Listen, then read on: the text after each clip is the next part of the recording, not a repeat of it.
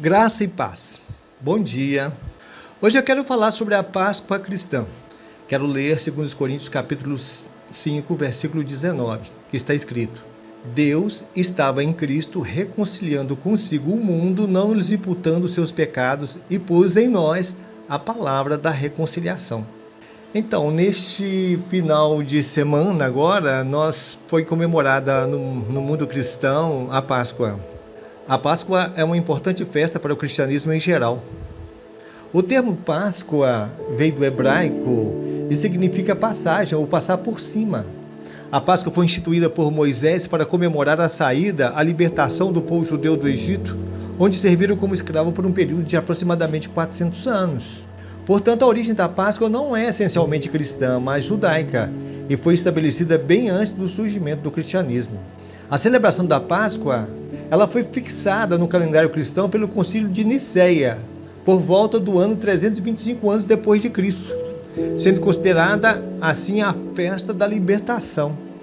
Posteriormente, foram anexados à Páscoa alguns outros elementos que eu gostaria de falar aqui. Por exemplo, a tradição de oferecer ovos. De onde veio isso? É conhecido que vem da China. Há vários séculos, os orientais preocupavam-se em embrulhar ovos naturais com casca de cebola e cozinhar com beterraba, e eram distribuídos como na festa da primavera. Mais tarde, a igreja anexou esse rito para lembrar a ressurreição do Senhor Jesus. Isso já era por volta do século XVII, quando foi oficializado como símbolo da Páscoa. Veja só.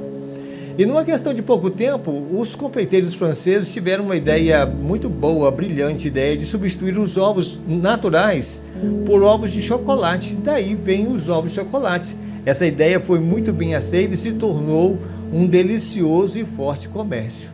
E o coelhinho? O coelhinho da Páscoa, sabe-se que veio da Alemanha, pois os adultos diziam às crianças que os coelhos escondiam os ovos da Páscoa entre a relva, e as crianças saíam no domingo de Páscoa procurando aqueles ovos. As crianças amavam isso e com o tempo se tornou também tradição.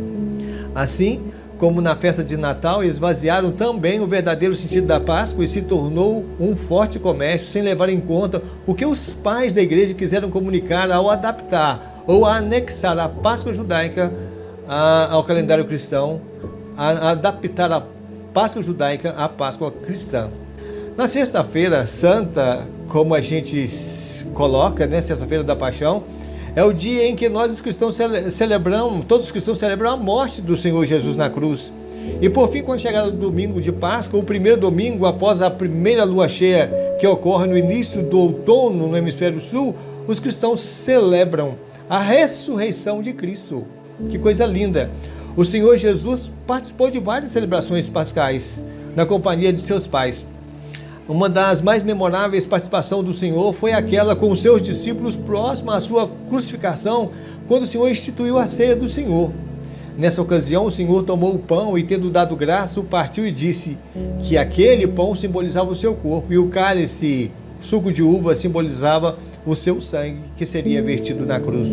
Para os protestantes, a partir daquele momento, a Páscoa judaica, como era comemorada, perdeu o sentido, e a ceia do Senhor veio para substituir a Páscoa e simbolizar a morte e a ressurreição do Senhor.